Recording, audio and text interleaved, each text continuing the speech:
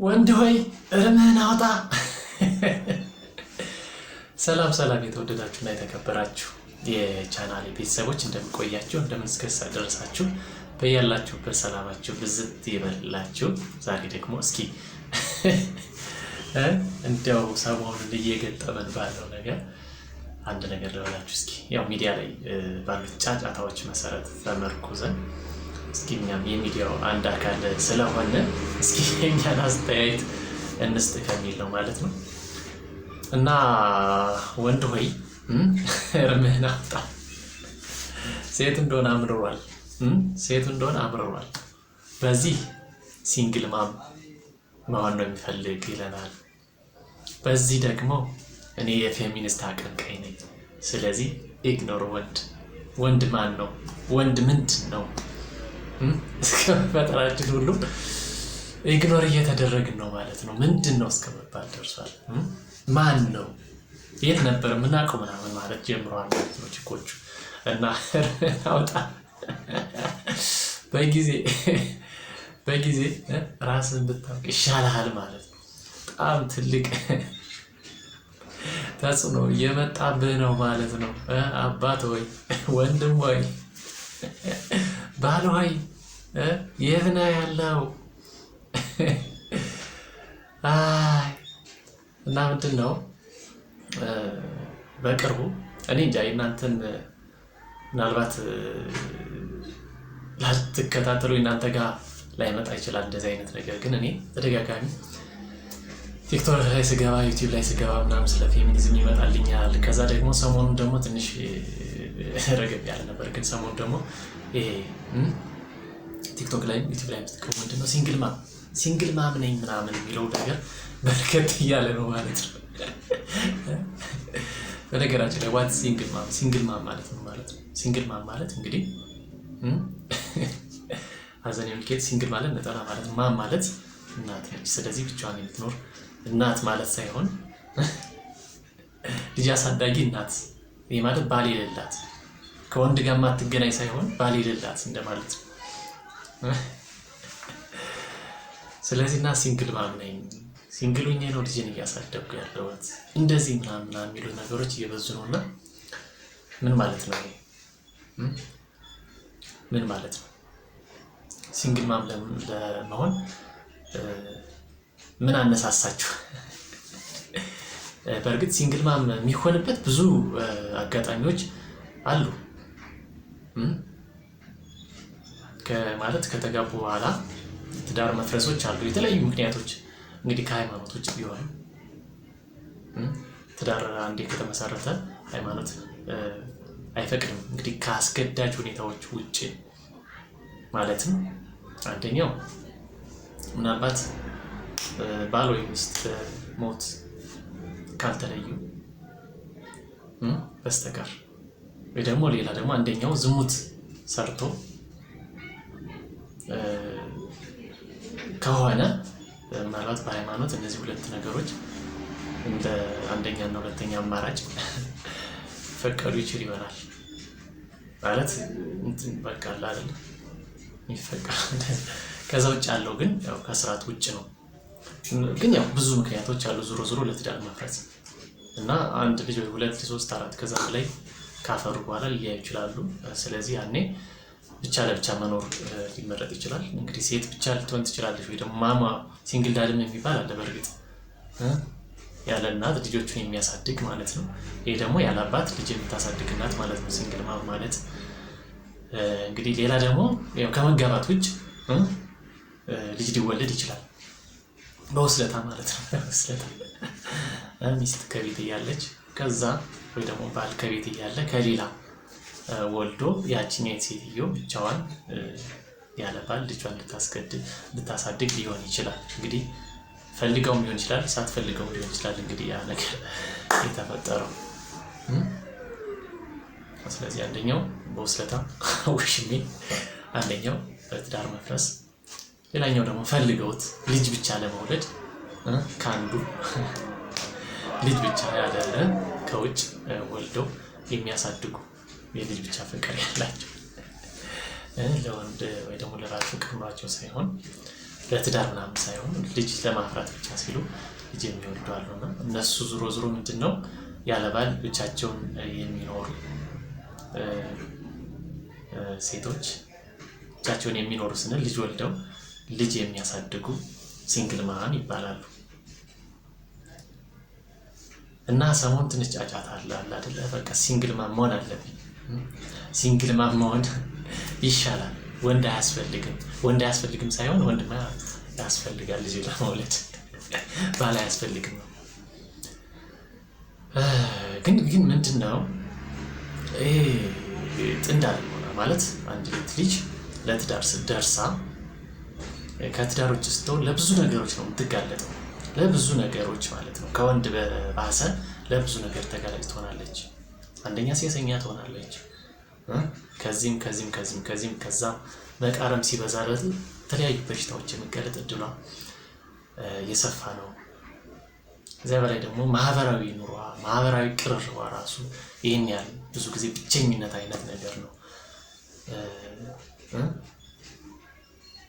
ራስን ማሳለፍ ከዛ ደግሞ ልጅን ማሳደግ ቀላል ነገር ስላልሆነ ያን ልጅ ለማሳደግ ደግሞ ብቻውን የሚከፈል ዋጋ አለ።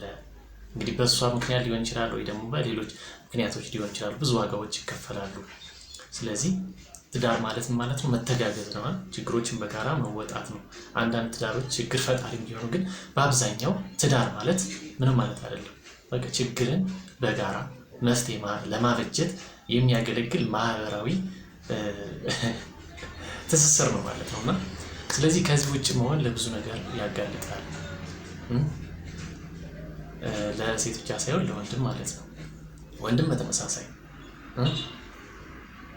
አለ አይደለ? በቃ ስርዓት የሆነ መንገድ ጥሩ የሆነ አስተሳሰብ እንዲኖረን ፔር መሆን ጥንድ መሆን የተሻለ ነው።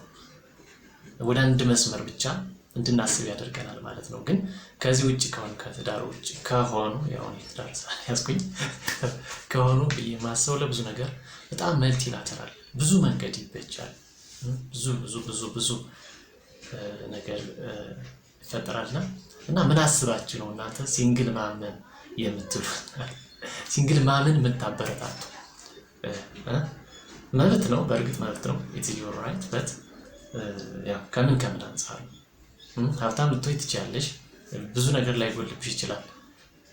ነገር ግን ዞሮ ባል ማግባትን ጠልተሽ ከሌላ ከዚህም እየዞር እየቀረንሽ እንደዚህ ከሆነ ኢትስ ዳንጀር ማለት ነው። ምኑ ነው ክፋቱ? ትዳር ምኑ ነው ክፋቱ? የራሱ የሆነ ጉድለት ይኖረዋል። በእርግጥ ግን ምኑ ነው ክፋቱ ነው ጥያቄ። እንደዚህ የተጠላተ ማለት ለወደፊት በጣም አስጊ የሆነ ዘመን እየመጣ ይመስላል። በዚህ ፌሚኒስት ነን ባዮች ትዳርን በመጥላት ወንድን በማጥላላት ሴት ልጆች ገና ታዳጊዎች አባታቸውን ወንድማቸውን እንደዚህ ጓደኛ እንዲርቁ የሚያጠላሉ ነገሮች ሴት ልጅ ብቻውን ከእናት ብቻ ትወለድ ይመስል ወንድን እያጥላሉ ወንድማ እንደዚህ ነው ከእንስሳት ጋር እያወዳደሩ የሚደረጉ ነገሮች በጣም አስጊ ናቸውና ለወደፊት የት ያደርሰናል? ይሄ ለግብረ ሰዶማዊነቱስ አሁን ለምሳሌ በተመሳሳይ ሲንግል ማሙም ይሄም ለግብረ ሰዶማዊነትስ የመጋለጥ እድሉ ቀላል ነው ወይ? ራስን በራስ የማርካት አላል ስሜት አለ። ወንድም ጋር ሴትም ጋር ስሜት አለ። ስለዚህ ይህን ስሜት መቆጣጠር በማይቻልበት ሁኔታ ራስን በራስ ማርካት which is አለ አይደለም ከስርዓት ውጭ የሆነ አርቲፊሻል የሆኑ የወንድም የሴትም ማለት በዌስተርኖች ላይ ምዕራቦች ላይ በእርግጠኛ ጋም አሁን እየገባ ነው። ቀላል አይደለም።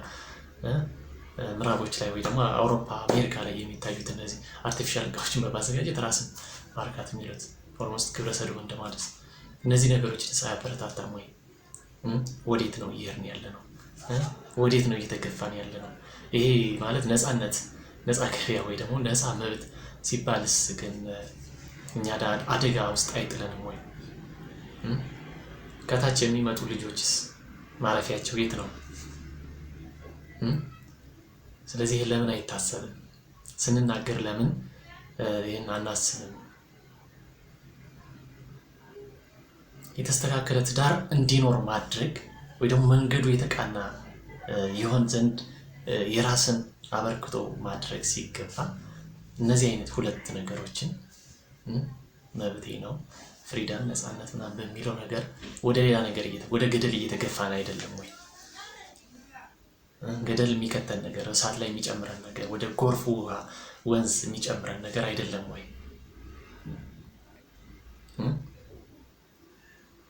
ስለዚህ ያው ትዳር ማለት ሲንግል ማም መሆን ሲንግል ዳድ መሆን ግዴታ ሆኖ ሊሆን ይችላል፣ ግን ኢትስ ኖት ፕራውድ ጀግንነት ማለት አይደለም። ወንድም ልጁ ሊያሳድግ ይችላል ብቻውን፣ እናትም ብቻዋን ልታሳድግ ትችላለች።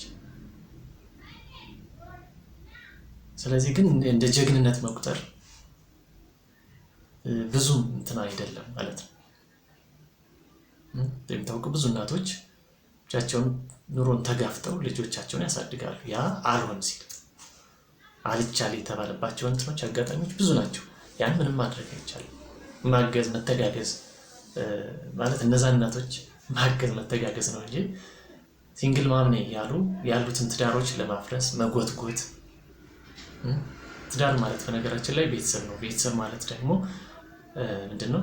ኦልሞስት ሀገር እንደማለት ነው። ስለዚህ ይህን ትዳር እያፈረስ በሄድን ቁጥር ሀገርን እያፈረስ እየሄድን ነው ማለት ነው። ሱሰኛ አልባሌ ቦታ እንድንገኝ ያደርገናል። በነገራችን ላይ ሱሰኛ እንድንሆን ለተለያዩ ነገሮች ሱስ ተጋላጭ እንሆናለን። ምክንያቱም በሲንግልነት ወይ ደግሞ በፌሚኒስት አቀንቃኝነት በየቢርኮ ቤቱ፣ በየአልጋ ቤቱ፣ በየመጠጥ ቤቱ በማምሸት ነፃ ነኝ በማለት እንደዚህ አይነት ነገሮች ውስጥ መግባት ስለምናስፈለገ እና ፕሊዝ ተመለሱ። ኩልዳውን ተረጋጉ። ወንዶች አንድ ነገር በሉ፣ ዝም አትበሉ። ኧረ ዝም አትበሉ እና ጥሩ አይደለም በእኔ አመለካከት። እንደዚህ አይነት ነገሮች ፕሮሞት ማድረግ፣ ከረጅ መስጠት፣ ኢንፎርም ማድረግ መልካም ነው እያላሰብ ትዳር ያልያዙት ትዳር እንዲፈሩ ማድረግ ማለት ነው። ትዳር የያዙት ደግሞ ትንሽ ነገር ጉድለት ስትኖር ቀጥታ ያን በማስተካከል ፈንታ ከዛ ነገር እንዲወጡ የማድረግ መገፋፋት መንገድ ነው ይሄና በጣም አስቸጋሪ ነው። ከውጮች ዓለም አይተን አሁን ደግሞ ወደ አፍሪካን ብሎ ወደ ሀገራችን ብዙ ነገር እየሰማን ነው ማለት ነው። እና በነፃነት ሰበብ ሰይጣናዊ የሆነ እሳቤ ባታስተላልፉ ጥሩ ነው የሚል መልእክት አለኝ ማለት ነው። እስኪ ተወዳጆች ወንዶችም ሴቶችም እስኪ እናንተን ሀሳብ አስተያየት እዚህ ጋር ከኮመንት መስጫ ሳጥን ውስጥ አስቀምጡልን። እስኪ ዝም አትበሉ። ኦኬ